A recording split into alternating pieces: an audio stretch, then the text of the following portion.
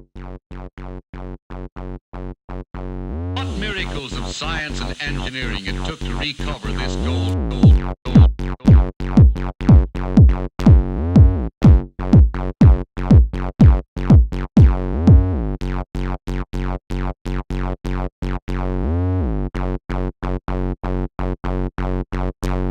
All right, welcome to All Gold Everything, a podcast for people who hashtag perpetual energy machine.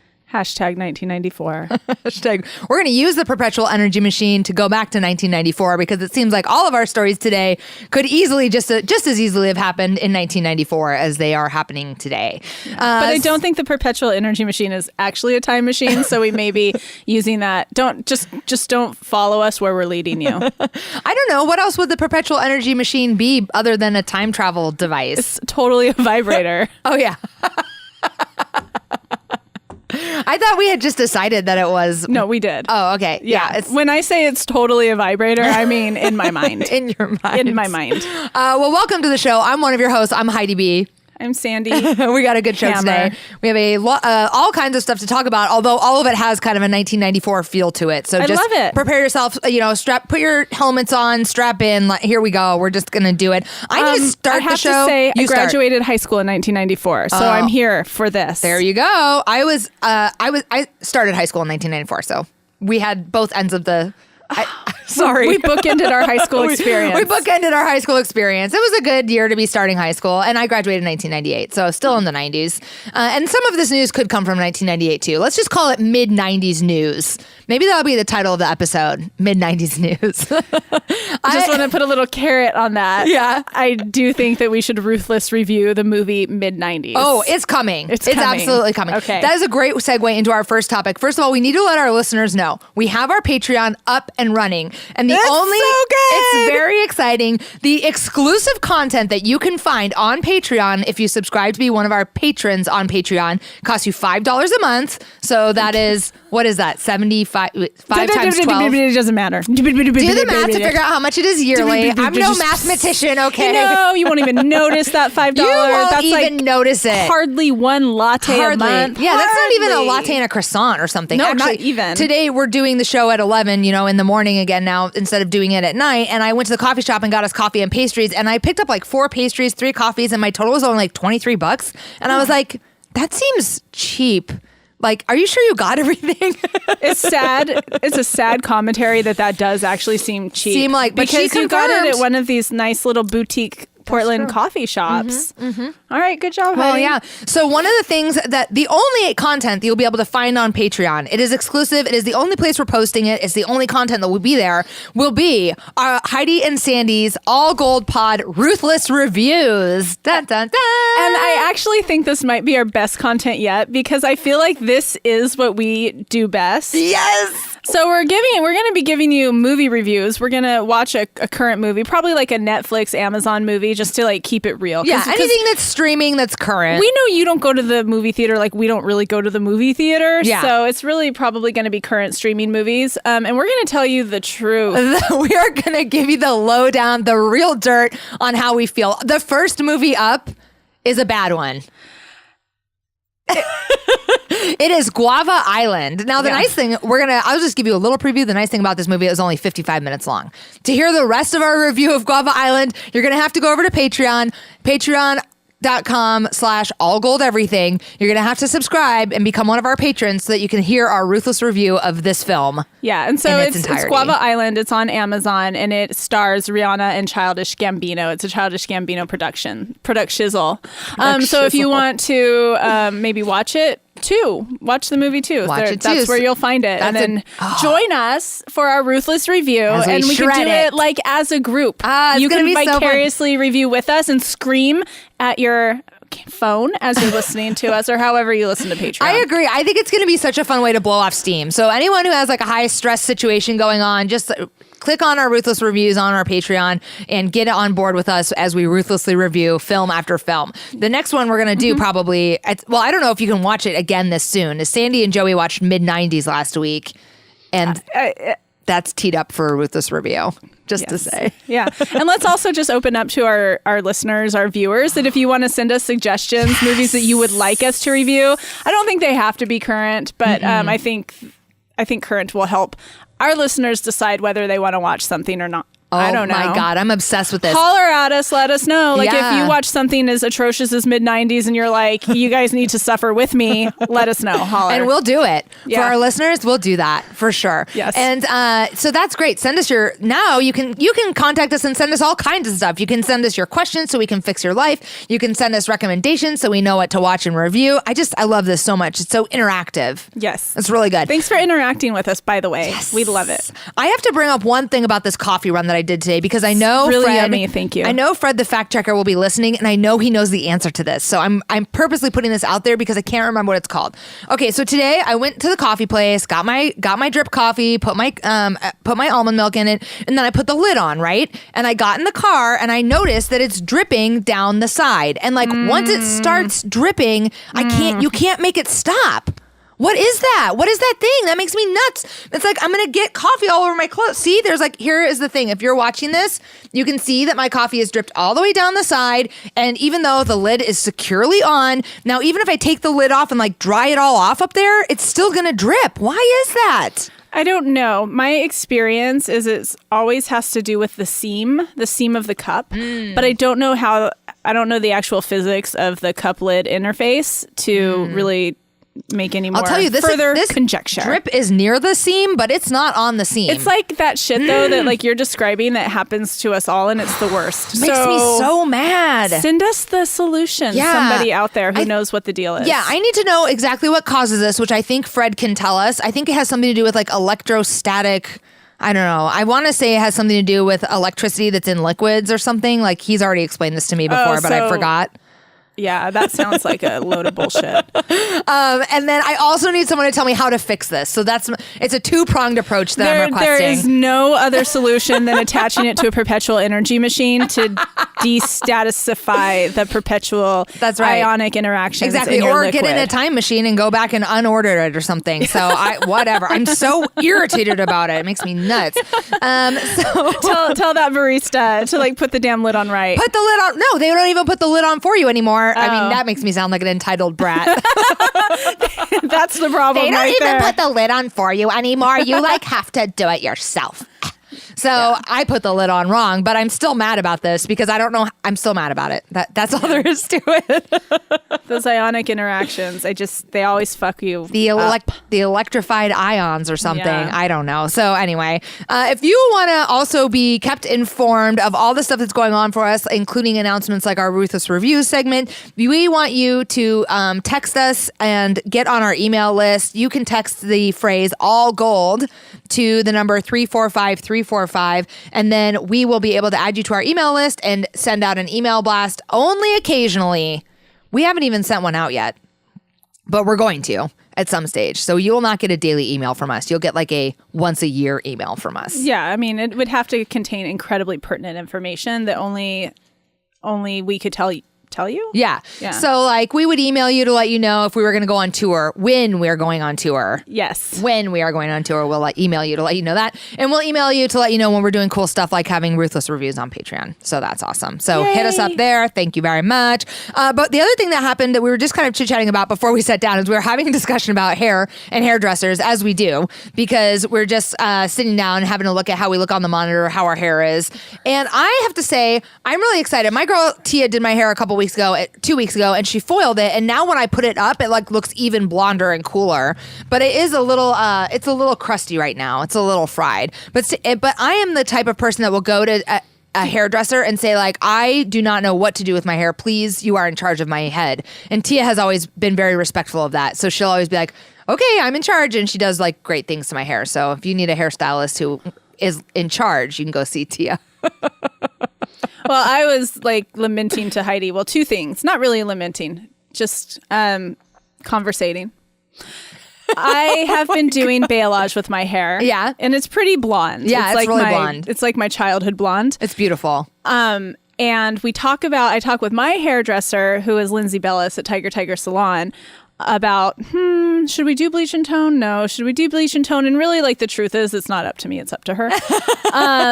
Because the only difference is it'll be blonder. It'll be blonder maybe all the way to the root. Yeah. But the upkeep will be more intense. I'll have to like go visit her more, which would not be awful. She's very, very chill too. Like she's not the type of hairdresser that you have to talk her ear off. She doesn't want to know your drama. She does not want to know your drama. Don't come to Lindsay with your drama. Don't even come think to her about with it. your drama.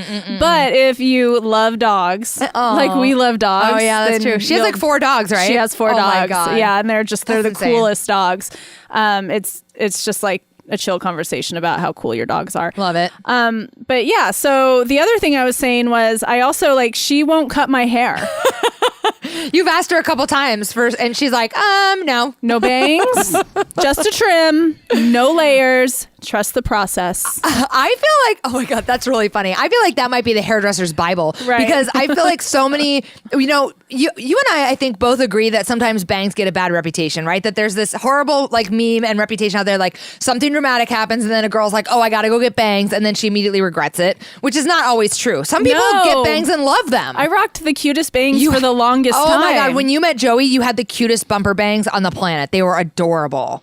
It's probably how you fell in love. Mm-hmm. And now he's look what he's stuck with. But I do feel like hairdressers get such shit about cutting people bangs. It's probably like I bet it's the thing that people come back most often about, like, oh, I wish we wouldn't have done that. That I feel like they're all gun shy about it. Probably. That they won't do it now. I feel like Lindsay just has a vision for me and she's not fucking around. Well, especially if she's telling you to trust the process, she absolutely does have a vision for you. Yeah. And that's the same with Tia, which is why I like going, it's like once you have a hairdresser, I never understood as someone who used to just get haircuts, like why I would have the same hairdresser or why it mattered who I had cut my hair. But now that I like do cut and color and like have a vision for my own image, I'm glad that I share that with my hairdresser. And it makes sense. You have a vision for your own image? I do. Because you just started this saying, do what you want. So I know. Well, this is you're exciting. Right. I mean, I kind of do. It's just that like I do tell, oh my God, now I'm like, what's my truth? I just got excited because I want to hear this is new information for me as your friend. And I'm like, I share it with me. I'll tell you, it's a very general vision. It was, all I had was like it's blonde. Yeah, exactly. I was like, I really wanted to be blonde and I wanted it to look like pretty natural and like cute. Oh. And I told Tia. Minus the pretty natural part, I am here for it. I told Tia, I really just want to look like I'm from California. I want to be tan. I want to be blonde. That is a vision. Yeah, that's right. So it's like kind of a vague vision, but she was like, I hear you, girl. We're going to do this right. Like, and it was great because I had never like box dyed.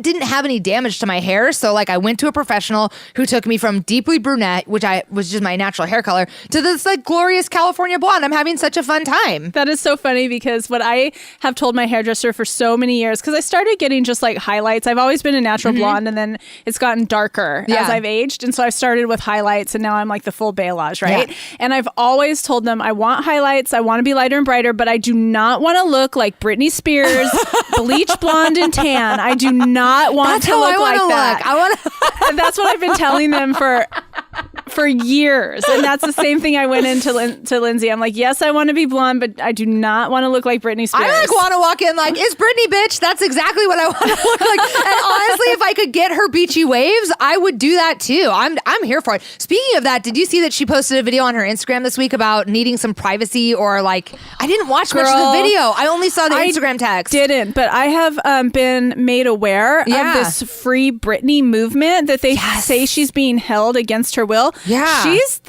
all that translates to me is this is a mental health crisis. Yeah. And it is. She is really sick. And I don't think it's addiction like some of the reports I was reading. It looks like mental illness. Like she's straight up locked up. Yeah. And so she put a video on her Instagram, which I didn't have the sound on, so I didn't watch it. But then the post, there was all this text and it basically was like, I have to post this. I can't believe I have to post this, but there's all this crazy stuff being said out there. I'm safe. I'm taking some time for me. Like there's been death threats against my family. Like everyone just chill the fuck out and let me do me. You know what I mean? Which like, I feel bad for her if she's in the mid, like I feel bad. I have compassion for anyone that's in the midst of a mental health crisis. And then you get like extra compassion if you have to fucking show up on social media and say like, everyone chill the fuck out. Well, like, it's just like the beehive. It's just like the Arianators, it's like you get these crazy groups of of like ride or die fans, and they're also like a huge percentage of internet trolls, and so all they know how to do is like wreak evil across the interwebs, and it's not as supportive. And so it's essentially like these fan bases will kind of turn against their whoever their fandoming over or whatever, and they don't even realize what they're doing. It's like the loss of the ability to understand that this person is a human. Yeah, that exactly. Is obviously, like I was saying last week, obviously in pain, clearly struggling. Yes. Yeah. The humanness gets lost. Speaking of all of the fan groups, I need to know. I heard something this morning on the Today Show that Selena Gomez is coming. Not like coming out, but talking more openly about like her own mental health struggles or whatever. And she has taken apparently like a year off, which I guess now that she mentions it, like I realize I haven't heard a new Selena Gomez bop in a minute. But I want to know, I know she has also like a rabid fan base, and I'm wondering what they're called. The Selena-nators or something, the salinators, the salivators. I gotta find out. I wonder if we can put Fred Bushy on the case. Fred, if you could find out what Selena Gomez's peeps are called, that would be great. Moving into another woman who's gonna have her own hive of people following her. Did you hear the newest on the Varsity Blues scandal? I don't think I have. Lori Loughlin has claimed that she had no idea that what she was doing was illegal. So she's coming out. That's going to be her legal defense, that she knew she was giving money to somebody, but she had no idea it was illegal. Apparently, in order to like actually be convicted, she's not willing to take a not guilty plea. Silinator. The Silinators. I knew it. Silinators. Sorry. I feel like that is the worst. That's the worst. Between the Arianators and the Silinators, like everyone needs to just level up on their creativity here with real. Like, I don't want anyone coming at us like the all goldenators. So you better get it together. Hell no. Call yourselves the Nuggets, the gold nuggets, the gold rings. I don't care what you call yourselves, but there will be no innators at the end of it. Thank you. Yes. There we go. Yes. Thank you for putting that hammer down. Yeah, I'm throwing the gauntlet down on our fan base right now. I'm just saying, our OG super fans. But anyway, so apparently Lori Loughlin and her husband, Mr. Massimo or whatever, are like the only two of all these famous parents to not just take a plea deal. They're refusing to take a plea deal. Now, I think that's probably in line with the Kris Jenner concept of like no press is bad press. And she's saying no jail time is bad jail time. They're saying that it's pundits are now saying it's a long shot that she'll actually get convicted because prosecutors have to show that she knew what she was doing and that she knew it was illegal and that she was familiar enough with like whatever this legal structure was to know she was violating it. So they think like at the very least, at the best, she'll get off with this defense. At the worst, she'll do like 1 year in federal prison like Martha Stewart. Okay, here's what. Doing arts and crafts. Here's what, Lori Loughlin. Yeah.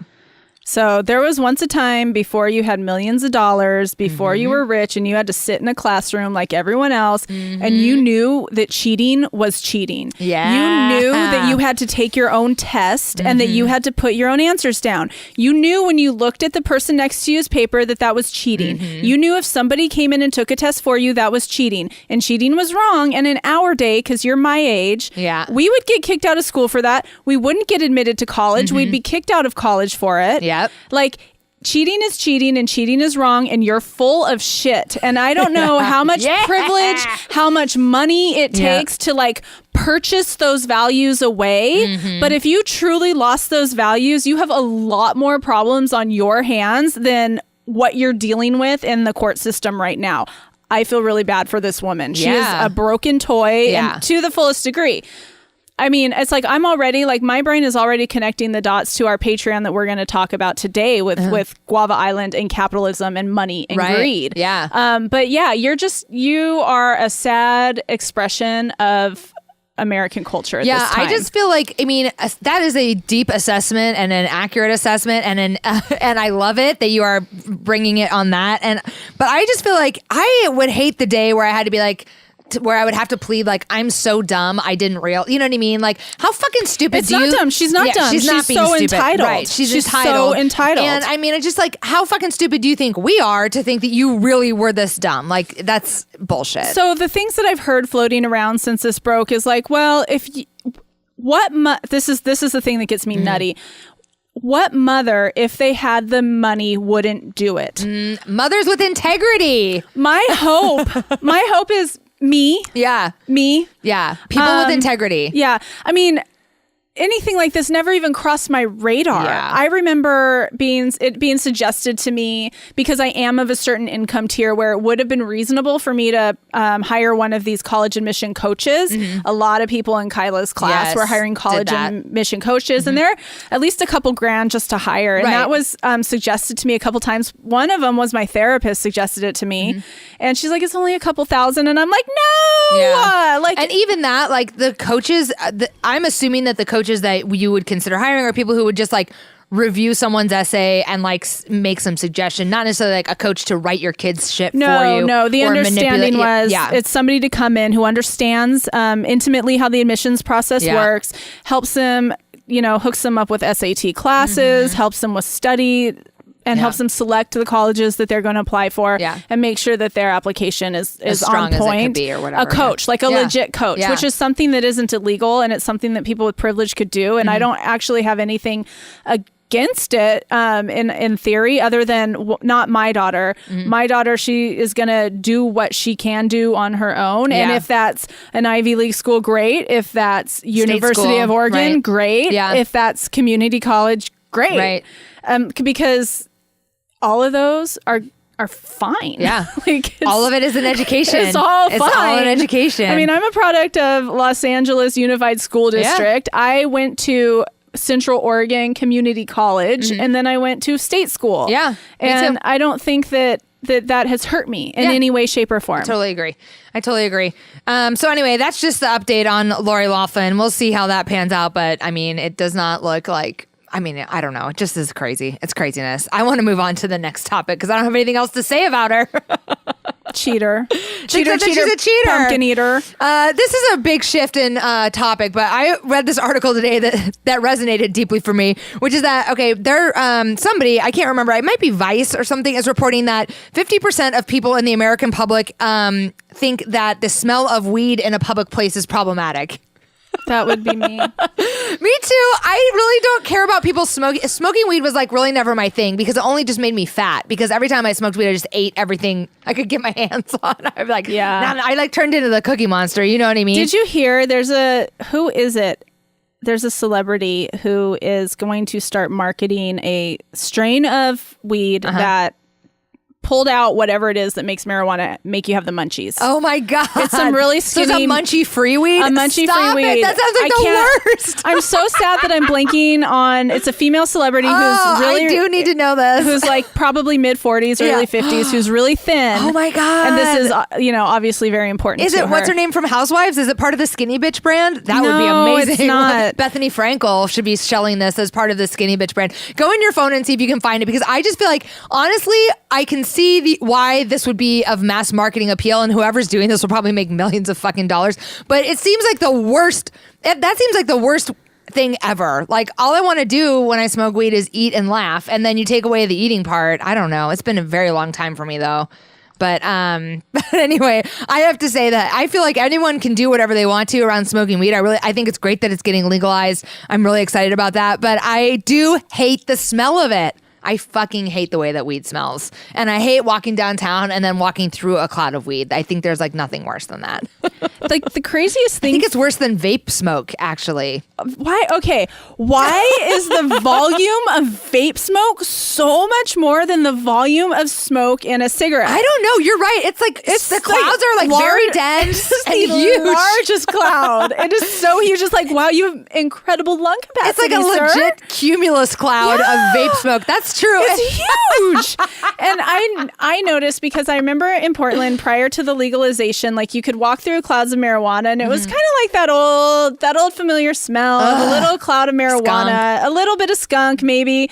But once it was legalized, it was like up your nose, hit you with the seeds. Like it is so much stronger. Yeah. And I do get paranoid. I know that I would literally have to be like hotboxing in someone's car to get a contact high. But sometimes I get a little paranoid that I'm like walking through downtown and I'm going to end up getting a contact high just from like walking by somebody's like weed cloud or whatever. You know what I mean? Yes, I do. It's crazy. So yeah, I feel like it's rude. It's just rude. You know why? Because when I'm out on the streets, I'm out running. Yeah. And it's the same thing for me as cigarette smoke. Yeah. Like I know it's like totally legal to smoke outside, but now I'm running, like actually utilizing my lung capacity, and I have to inhale your fucking smoke. I just feel like it's rude. It's like I don't want it. I mean, or like at least pull over or something. Lungs, and now it's going in mine, and that is really fucked up. I never even thought about that gross level, but I just feel like if you're gonna go ahead and smoke cigarettes or weed, like just pull over off the sidewalk. Even like it's kind of annoying to have it like in the middle. I don't know. That's kind of like that's the nanny state. Now you have to pull over to smoke. Pull over. I just like to be really righteous. Like I'm exercising and you're just killing yourself. Could you step aside while the fit people move through? Could you excuse me? I'm just trying to live a long life. Also, can someone put a lid on this coffee for me? God. Did you find who it is that's selling the munchie free weed yet? I don't. No, I'm still looking. I keep getting sidetracked by our conversation. I know. Well, that's important. I know. Do we need to take a pause so you can find it? No. I don't know. Or we can come back to it. We can add that to our Ruthless Review content if we need to. Yeah, we're going to have to come back to it, I think, because it's not popping up quickly or easily. That's all right. We'll move on to the next story, which is that I read the other day that a 69... Chelsea Handler. Chelsea Handler. It's Chelsea Handler. Oh, that's a very smart... That's going to make her very rich. Yeah, apparently she's already very rich, but that's going to make her like really It just came back rich. to me. I didn't find it on the Google. I just remembered because she just came out with this book and she's had this big like kind of like life aha moment where she's getting like really emotionally well and she's seeing a therapist. I thought she was sober. I thought she got sober, frankly. She got sober as in stopped drinking, but she smokes the weed. She's heavy on the weed. Doing the marijuana maintenance plan, which we all know works so well. Well, I mean, she's skinny. Works well for some people. I mean, she's skinny. Ish. Ooh, actually that's funny because my brother and sister-in-law went to see a Chelsea Handler show probably 7 years ago now, and they came home and they're not like that judgmental about drinkers or whatever, but they came home and they were like, she was fucking plastered. It was so hard to sit at the show. It wasn't funny, blah, blah, blah. Like I'm glad that she stopped drinking because it sounds like she needed to. So, well, I feel like she reminds me a lot of myself and I'm not proud of that. Like, I'm not like, I feel like I'm so much like Chelsea Handler. Like what it could be. Well, what it is. Yeah. She's cynical. Yeah. She's really struggled with relationships. Yeah. And I mean, I feel like that's something that I've achieved. Yeah. That you've moved Gold through. star. Yeah. I'm better. Maybe I would have been like recovered better. Yeah. She's and she's just so cynical and she is, and I just so relate to her sarcasm and cynicism. That is like a deep, deep part of me. And so, and also like her journey of emotional recovery. It's a bummer that she's like 50 something and she's just getting it. Yeah. But it's like I relate so much to her journey of getting it. Right. Yeah. I want to read. Maybe I'll get her book on Audible or something. I don't know if I want to read it, but I bet I would listen to it. I mean, it might be interesting from it just might be interesting from like a recovery outside of 12-step. Yeah, perspective. Yeah, that'd be interesting. I think she's still pretty sad. Yeah, is my assessment. That's my Interesting. assessment of you. Well, I Chelsea can't wait to see what she Handler. does with this munchie free weed brand, and I can't wait to start seeing commercials for it everywhere. I won't be trying it, but I mean, anyway. Munchie free weed sounds like the worst. The worst and the best. I can't really wrap my head around it. Okay, so earlier this week, a 69-year-old Arkansas woman was sentenced to some amount of time for murdering her husband over his watching porn. The reason that this caught my attention is that... Why didn't you just cut his dick off? I know. I mean, seriously, haven't you seen the Lorena Bobbitt special? Like, you might want to do that. So the reason this caught my attention actually was that it didn't seem like this guy was like addicted to porn. This wasn't like he was a porn addict. Maybe he was. I don't know. The article that I read did not imply as much. Basically, it turns out like she found out in 2001 that he had been watching porn and she asked him not to. And he was like, okay, I'm not going to. And then he had been kind of like watching it behind her back or whatever on his VCR until... That's the good porn though.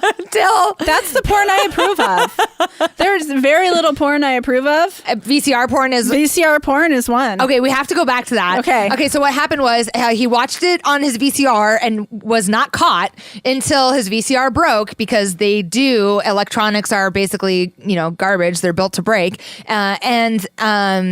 And then he started ordering porn on Dish, and then his wife caught him when he was ordering it on Dish Network. So then she shot and killed him because she was mad about it. That's a baller move. That is legit. That's like I fucking baller said move, no Arkansas. Yeah, it's the wild, wild west down there, the wild, wild southwest or something. Yeah. But I giggled a little bit about the idea of watching porn on a South VCR. Central United States. They don't fuck around. They do not fuck around. If they say it's one way, that's the way I guess it was going to be for them. So I was dying though because And they have guns. And they have guns, lots of guns. So I was just dying because I'm like thinking back. I rarely watch porn today. I have never watched porn in a time where I'd like take a video out of the thing and put it in the VCR.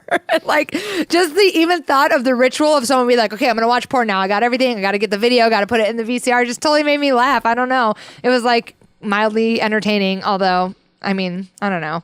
Why do you think VCR porn is the best porn? Well, because I have this. So I think that current porn is very unhealthy, Right? And I guess if I had to sum it up in a sentence, it comes down to the objectification of women, and it also fucks up so many men sexually. Yeah. It's documented. It's in the literature. Do some research. It's in the literature. I like that. I won't go deeper into it. That's going to be my new response. It's in the literature. So many men can't perform with their women because of their experience with watching current porn. Yeah. So like back in the 80s, the first time I, as a child, stumbled across porn, it was VCR porn. And what it looked like to me is women in pretty lingerie. And airbrushed. Yeah, well, I don't know if they had like legit airbrushing them, but it was like the bustiers and the thigh highs, almost like romance novel. Well, yeah, it was sexy. But still sexy. It was erotic. Yeah. And it was sex. But it was kind of like the kind of sex that real people have. Yeah. Is what it was. Sure. It wasn't beating women. It wasn't picking. It wasn't like getting the biggest dick and seeing if it could come out her mouth. Right. It wasn't shitting on women. Right. It wasn't peeing on women. Right. It wasn't having multiple men assaulting a woman. Right. And so it seemed to me like I think it probably had a much lower propensity for fucking up a man's sexuality, ability to have real sex with a real woman. Yeah. And it also had it also for me as a child, what I saw was a beautiful, attractive woman. Whereas now I see broken toy porn stars. And it's like, why are you in a situation that this is what you have to do? And I know that sex workers currently want to be empowered, and I'm very educated on that.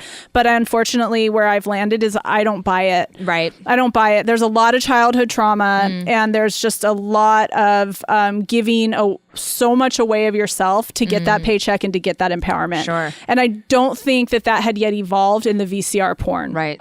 So for me, it really is just this kind of like old memory fantasy. So I don't know if VCR porn is really great because what he could have been looking at is like what R. Kelly was looking at. Right. You know what I mean? Yeah, you're right. It could have been any. It could have been any like version of like sick. But that's kind of what I was referring to when I made that comment, was like that old nostalgia for when I first encountered porn. And it seemed like not quite so. It just seemed like regular people having regular sex, but they were kind of dressed up. Yeah. On a really pretty couch. Yeah. Speaking of regular people that's a great segue to the next topic. Regular people having regular sex.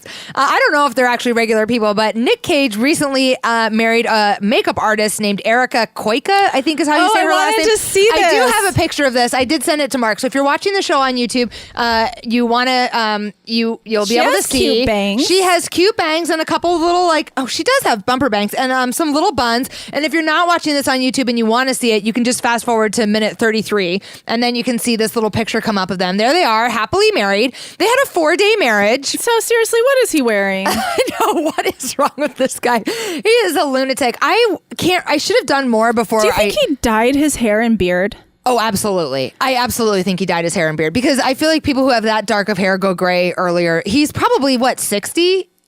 Yeah. He's got to be 60. Yeah. So he definitely has dyed his hair and his beard. He had a 4-day marriage to makeup artist Erica Koika and annulled just recently this week, filed for annulment of their 4-day marriage, claiming that he was way too drunk to have been held responsible for getting married. So sorry, Nick. Now I need to see how old he is to be having like Nick. Nicolas Cage. I don't know how old you are, but you're too fucking old for this shit, You man. are too old for this shit. Get sober. Stop marrying people. Oh, this he's is like 55. his fourth. Okay. I mean, I believe it. I thought 60, so 55 sounds about right to me. 55, stay alive. Yeah, exactly. So one of the reasons this is making the news, though, is that Erica here has decided to countersue for spousal support, claiming that during the course of their 4-day marriage, she sacrificed several career opportunities and her reputation was tarnished. Yes, girl. Get that money, girl. So, Nick, next time you get married to someone, like, get a fucking prenup before you get too drunk to marry anyone. Don't get a prenup. This bitch earned it. All 4 days.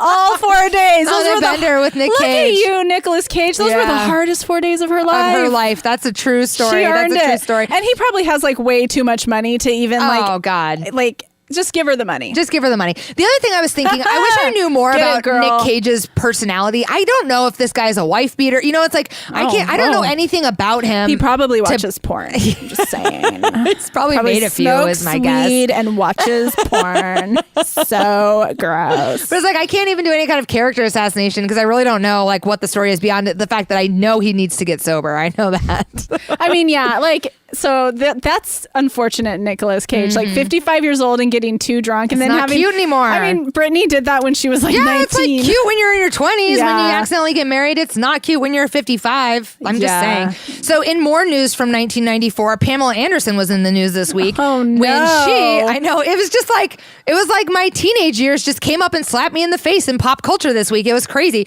She made news this week while she was attending an event in Paris. Do you have a photo of her? I don't. I don't. I think she probably looks exactly the same though, because she had a lot of fillers and Botox going on in the 90s, and I don't think she would have laid off any of that stuff. I think she probably looks exactly the same as she used to. Well, she might be pretty hurt looking these days because of it. But her moneymaker has always been her face, and I kind of feel like, I don't know. She's 51. She's 51 years old. Do you have a picture of her? No, not yet. Because I was gonna say you could just show it up to the camera. Let me see if I can find one. Oh shit! You're gonna die. How does she look? Whoa! Oh, those lips. I mean, wow. Mark recoiled. Do you think this is really her? I do think that's really her, but I mean, I do think that's really her. I think that's really her. That looks like a lot of plastic in your face. Well, but here's, you know what? But those brows are really part of the problem. That's the 90s brows. The 90s brows stayed. I have compassion for the brows. Here's what I'm going to say. I'm going to compliment you, Pamela Anderson. I was shocked because this is not what I expected. However, you look your age. God bless you. Thank you. Thank you for looking your age. So Pamela Anderson was attending a fundraising event in Paris this week. Actually, she kind of looks 61.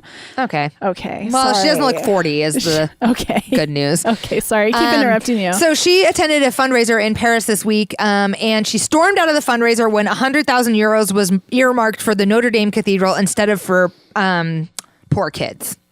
Oh, that hair though. Wow.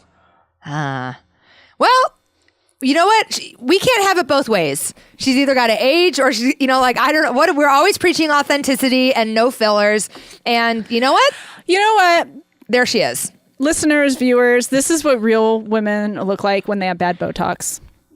Like Pam Anderson? That photo I just showed. That didn't look great. I'm not going to lie. No. So anyway, Pam Anderson was sticking up for the kids. She said, good for her. How dare you not give that money to the kids? And she left and stormed out of the fundraising charity event. So anyway, that's all the news from the 90s that's happening today. I'm going to make some conjecture about Pamela Anderson. And I actually hope I'm correct because this is wonderful. I'm wondering if maybe she made the decision consciously to not be obsessed with her appearance and looking young, and that she actually goes to charity events because she cares about the charity. Yeah, she's like really into kids and PETA. And she might be vegan actually. Yeah, too. she was. She was really into PETA. So perhaps she is like the best version of herself. She might be. Right now. I kind of want to have her call into the show. Yeah. I feel like it would be great to have her to talk to Pam Anderson. I don't know if she'd do that after we now just recoiled at her picture. That was pretty kind of... Can we talk about, let's talk about that really quick. Yeah. So this is what media has done to us. Yeah. And it kind of goes hand in hand with what we were talking about last week about the struggle that we have had seeing ourselves in our natural form. True. And so the same way that we recoiled at her is how I've been recoiling at myself, looking at myself. So this is like the problem with media and what it does to our perception. Because a 51-year-old woman who looks like a 50-year-old woman shouldn't be gross. We shouldn't recoil, but we have all these expectations of how she should look. Right. And I think even mine were like, oh, she's going to look like an old... The reason I think that picture had me go, is because... Excuse me.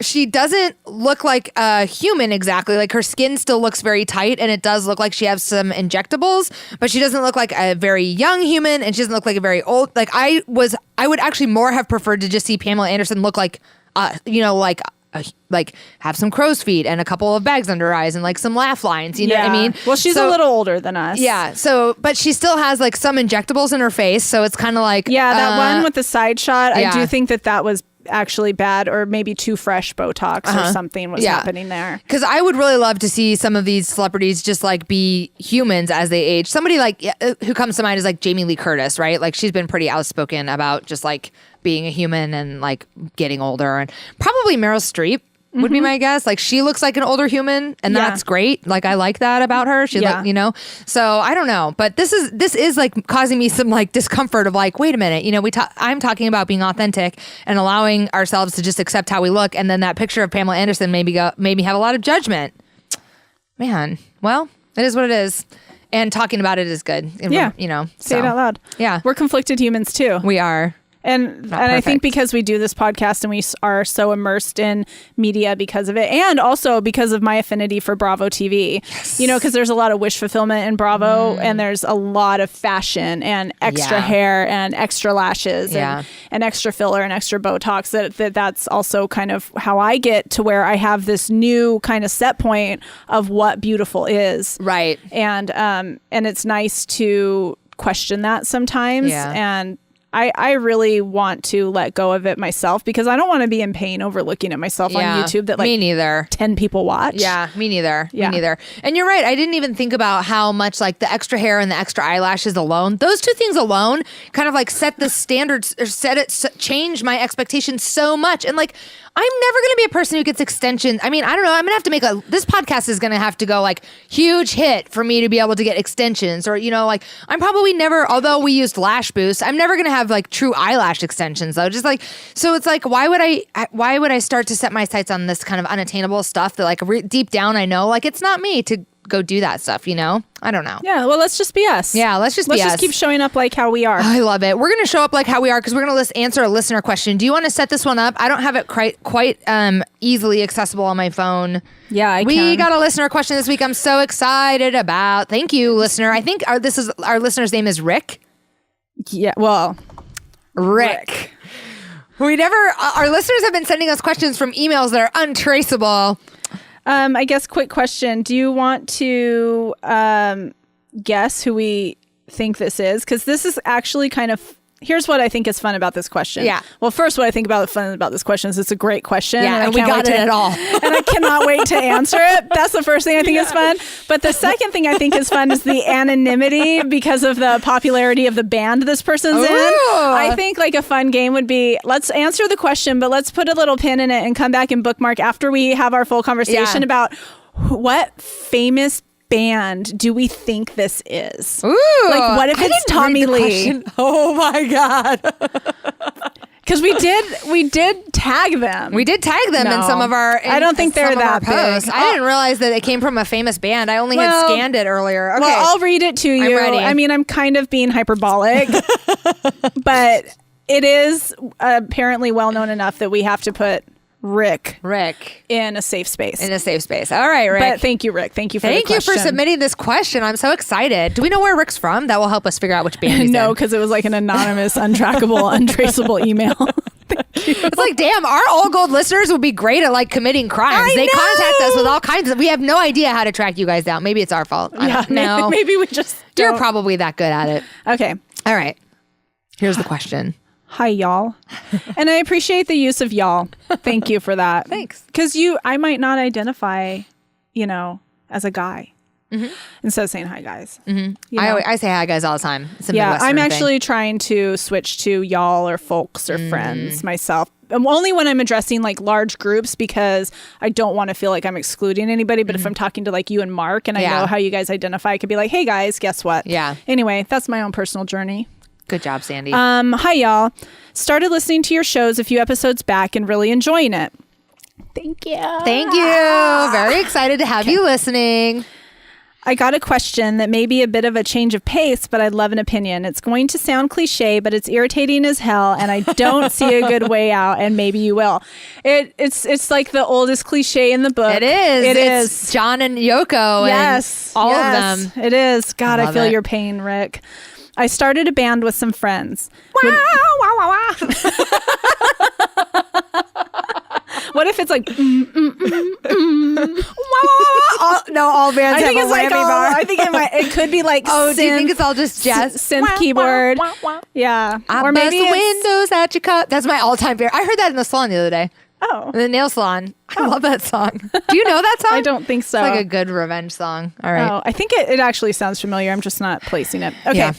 I started a band with some friends. Would rather not say what we're called since I don't want to broadcast our issues. But let's say it's marginally successful. We got something like 20,000 downloads across various platforms. I'd say that's marginally successful. That's more than marginally successful. Yeah. Our agreement has been that we won't release a track unless all of the members agree to give it their okay. There's a total of 5 of us in the band. And I also do the mixing. Mark, did you write this question? Oh, is this from Mark? Is this some veiled attempt? Mark does seem like someone who's marginally successful. Passive, aggressive, veiled attempt to complain about my husband coming to the studio. Sorry, I'm having too much fun with this. This is great. I love it. Okay. Have all the fun. Husband, more dog. Mark says, less husband, more dog. I would have brought the dog today, but he's so whiny. Oh my God. I was thinking I'd love to bring Lemon, but she'd just sit over there and bark. Yeah, Weebay would just be like, we're going to work on that. We're working on Kongs with him. He's not interested in the Kong. Oh, interesting. He is not a real dog. Wow, he's not. Okay, so there's 5 in the band, and Rick also does the mixing. Got it. Anyway, lately our bassist... Wow. Sorry. Thank you. Let's call him Tod with one D. Wow. Tod with one D. That did catch my attention. Like, whose name is Tod with one D? What is this? What kind of band are we in here? Wow. Does he get more? Oh my God. Sandy is dying. I did not. Okay. I'm dead. Okay. Fucking Tod, man. Okay. Fucking Tod with one D. Okay. So Tod has sought the opinion of his fiance on our work and has sometimes denied his blessing because her opinion on the track, which even had us re-recording and remixing tracks sometimes. A few of us are getting pissed that someone not in the band, never contributed to anything now, has veto power on what we do. Is she even a musician? Is she even creative? I can't look. This is okay. Nice. I like this, Rick. I can respect the opinion of another musician, but she isn't even one. Dun, dun, dun. Wow. The problem is Tod is hypersensitive. I can relate, Tod. Yeah. Tod is hypersensitive, and I lost my place. Oh, and will not take it well if he gets told we don't care what she thinks. And we figure he'd probably even quit, which would suck because he's really talented and contributes a lot. We already try to push back a little. Like, if she thinks the song is too slow or too fast, we explain why we chose the tempo. Like, this chick. Wow, this is actually a lot like the setup in The Dirt. Remember the first time that chick comes to their first Tamale Cruise first practice, and she's like, meh. Yeah. They ditched that chick, though, didn't they? I think they did. Well, yeah, I mean. Okay. Digression. My bad. Okay, so they actually words are hard. So basically what he's saying is that when she says it's too slow or too fast, they actually explain to her why they chose the tempo, and Tod stonewalls like her opinion is gospel. Yeah. Do you have any thoughts on how we can stop having to give in to an unqualified opinion without risking losing an important member of the band? Much appreciated, Rick. Oh. Yeah. I got a cut This and dry. is a good question. This is a good question. I think in a perfect world, I have a cut and dry answer here. Let's hear it. Listen, she's not in the band. She doesn't get an opinion. If she wants to have her own band, she can go out and start a band. And she can have all kinds of creative power and influence and whatever in her own band. She and Tod can go start a band. But I think that at some stage you have to say, like, if Todd's unwilling to hear what his bandmates, friends, colleagues, musicians have to say about how his relationship with her and her relationship to their music is affecting the creative process, you may have to risk losing Tod and just trust that, like, another bassist will come along that is just as good, maybe better, maybe exactly he's what the bassist. band. How often does the bassist actually even need to be that talented? I don't know. Some they just go wah wah wah wah wah wah wah. I mean, name I don't the know best any bassist. The only bassist I can think of is maybe one from Red Hot Chili Peppers, and I don't know if it's Flea or the other guy. I don't know who the bassist is. She doesn't know. I don't even know who the bassist for the Red Hot Chili Peppers is. She Do you? doesn't know. I mean, it's no lead singer, first of all. I don't know if, Rick, you're the lead singer or not, but I'm just saying. Oh, wait. I think actually Rick is the bassist. No, I think it's that Tod was a talented bassist. Oh, okay. So I just feel like it's not ideal, but you've already tried to communicate. I would just say, like, a couple more. What would I say? I would say the 5 of you guys need to sit down together, her excluded. The band needs to sit down.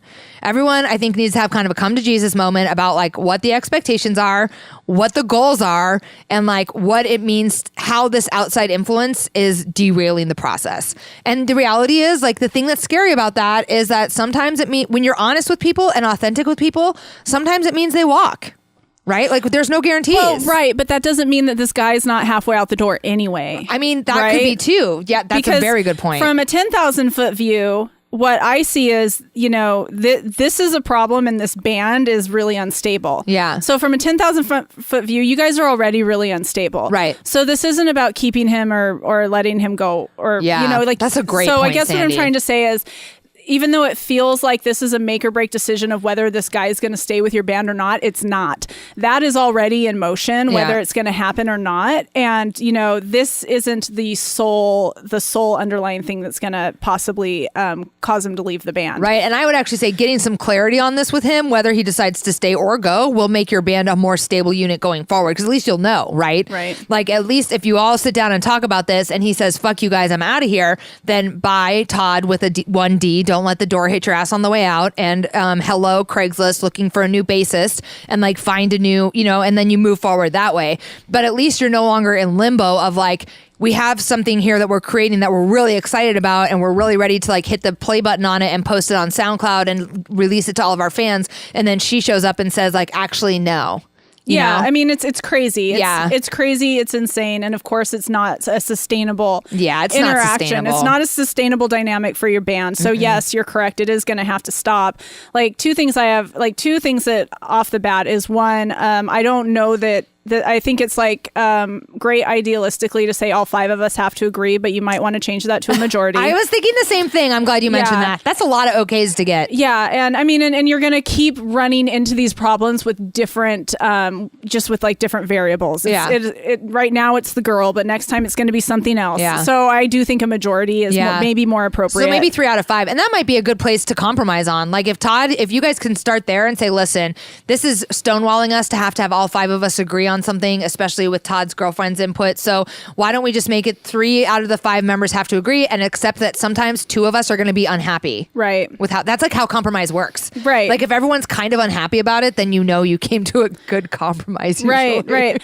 But I also want to talk about this fear of Tod, a talented bassist, leaving the band, because I think that's like the instinct that's driving this continuing in this toxic this toxic interaction. Yeah. And what that really is, and what I learned from work in recovery is that actually comes back down to financial security. Yeah. So what it really is this fear that if he leaves, he's going to go somewhere else and he's talented and he's going to do okay and he's going to be famous. What will happen to us? We're fucked. Yeah. And I know that sounds like really like a dramatic rendering of it, but that's the core of what this fear is. And that's financial security. Yeah. And that's, we're not going to get ours. Yeah. And that's something that drives just a lot of kind of broken and bad behavior and bad interactions. Band question is actually a great metaphor for all kinds of toxic relationships. You're absolutely right, because at the core of it is this very universal problem of fear of financial insecurity. And so just like you guys, you band, you four of you really don't have control over whether Tod stays or leaves,